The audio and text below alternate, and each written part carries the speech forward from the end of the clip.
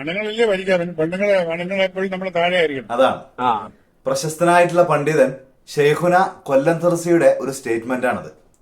എന്റെ പൊന്നാര തുളസി ചേട്ടാ, സ്ത്രീകൾ മുഴുവൻ ഭരിക്കപ്പെടേണ്ടവരാണ്, ഭരിക്കേണ്ടവരല്ല. ആണുങ്ങളെക്കാൾ താഴെയാണ് എപ്പോഴും സ്ത്രീകൾ വരേണ്ടത് എന്നുള്ള ചിന്ത അഹങ്കാരത്തിന്റേതാണ്, ധാർഷ്ട്യത്തിന്റേതാണ്, ധിക്കാരത്തിന്റേതാണ്. ആണുങ്ങൾ ഭരിക്കണമെന്നാണ് താല്പര്യം ചേട്ടന്?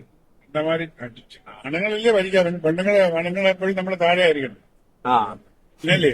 ഇത്രയും കാലം ആണുങ്ങൾ ഭരിച്ചിട്ട് എന്തുണ്ടാക്കി? എന്നും അടിപിടിയല്ലേ, എന്നും കച്ചറയല്ലേ. ബിഗ് ബോസ് കാണുന്നത് പോലെയായിരുന്നു അമ്മയുടെ പ്രസ്താവനകൾ കാണാം. ഇനി കുറച്ചു കാലം പെണ്ണുങ്ങൾ ഭരിക്കട്ടെ, എന്താ സംഭവിക്കാൻ നോക്കാലോ. എന്തായാലും ഇത്രയും കാലം ഭരിച്ചതുപോലെ ആവാൻ സാധ്യത വളരെ കുറവാണ്. പിന്നെ മറ്റൊരു കാര്യം, കൊല്ലം തുളസി പറഞ്ഞതുപോലത്തെ ഒരു പ്രസ്താവനല്ലേ, പെണ്ണുങ്ങൾ എപ്പോഴും ആണുങ്ങൾക്ക് താഴെയാണ് വരേണ്ടത് എന്നുള്ളത്. അത് കൊല്ലം തുളസി പറയുമ്പോൾ ഒരു സിനിമാ നടൻ അതിന്റെ അപ്പുറത്തേക്ക് അത് പോകൂല. ഇതേതെങ്കിലും ഒരു സാമുദായിക നേതാവാണ്, ഒരു ഉസ്താദാണ് പറഞ്ഞതെങ്കിൽ ഒന്ന് ആലോചിച്ച് നോക്കാം. കേരളത്തിലെ മുഖ്യധാര മാധ്യമങ്ങളിൽ മുഴുവൻ പ്രൈം ടൈം ന്യൂസും ഡിസ്കഷനും ഇതായിരിക്കും അല്ലേ? വല്ലാത്ത ജാതിയില്ലേ.